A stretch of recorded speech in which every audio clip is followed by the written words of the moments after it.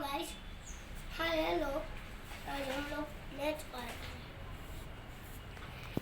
और ये India versus Pakistan match हो रही है।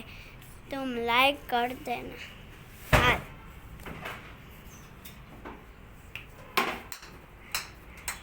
और 1 रन हो गया है पाकिस्तान का।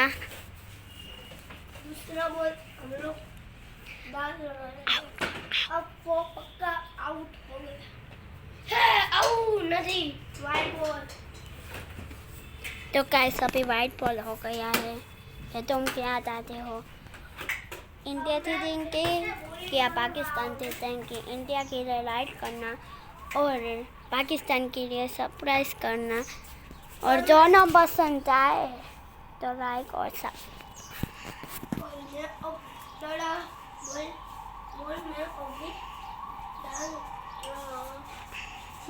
और वो अब आउट हो गया है। तो આપણે ઇન્ડિયા જીતી ગયા ને એ આઉટ થઈ ગયા. આપણા 12 પોઈન્ટ થયા ને એમના હાથે 1 પોઈન્ટ થયા હતા ને આઉટ થઈ ગયા. એટલે લાઈક કરતે ના.